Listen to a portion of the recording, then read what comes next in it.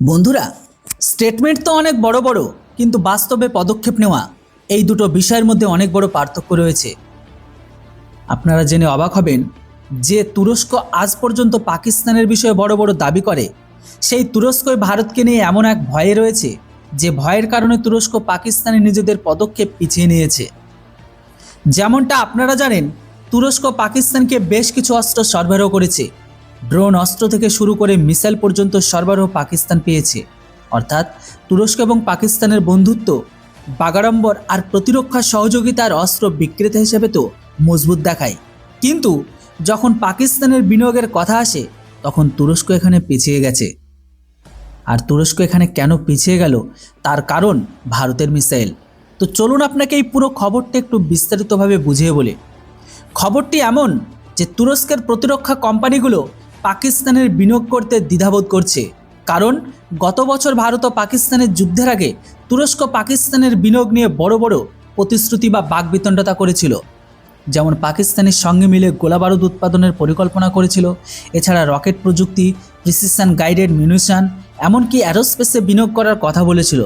কিন্তু যখন ভারত গত বছর পাকিস্তানের ওপর বেছে বেছে আক্রমণ করলো, পাকিস্তানের সামরিক স্থাপনাগুলোকে অত্যন্ত নির্ভুলভাবে লক্ষ্যবস্তু বানালো, তারপর থেকে তুরস্কের প্রতিরক্ষা কোম্পানিগুলো পাকিস্তান তাদের বিনিয়োগের প্রকল্পগুলো থেকে পিছিয়ে আসতে শুরু করলো। আর আপনি জেনে অবাক হবেন যে তুরস্কের সেনাবাহিনী ও তুরস্কের প্রতিরক্ষা কোম্পানিগুলোর সিদ্ধান্তের সঙ্গে একমত। এখন এখানে সরাসরি প্রশ্ন ওঠে, আসলে হঠাৎ করে তুরস্কের প্রতিরক্ষা কোম্পানিগুলোর পাকিস্তানের বিনিয়োগ নিয়ে কেন দ্বিধা হতে লাগলো? তো এর জবাব বোঝা খুবই সহজ। দেখুন, তুরস্ক জানে যে পাকিস্তানে বিনিয়োগ করা নিরাপদ নয়। কারণ যদি পুনরায় ভারত ও পাকিস্তানের মাঝে কোনো যুদ্ধ হয়, তবে ভারত এখানে তুরস্কের অস্ত্র তৈরি করা যে কোনো প্রতিরক্ষা কোম্পানিকে সহজে টার্গেট করে সেটাকে উড়িয়ে দেবে। এমন পরিস্থিতিতে পাকিস্তানে বিনিয়োগ করা তুরস্কের প্রতিরক্ষা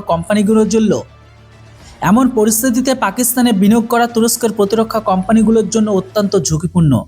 এছাড়া তুরস্কের প্রতিরক্ষা কোম্পানিগুলোর কাছে পাকিস্তানের রাজনৈতিক কাঠামো মজবুত মনে হয় না। পাকিস্তানের অবকাঠামো খুবই দুর্বল।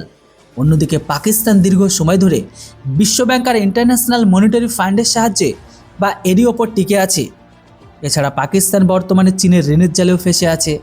সৌদি আরব পাকিস্তানের ওপর যথেষ্ট চাপ রয়েছে। পাকিস্তানের ট্যাক্স বেস খুবই দুর্বল।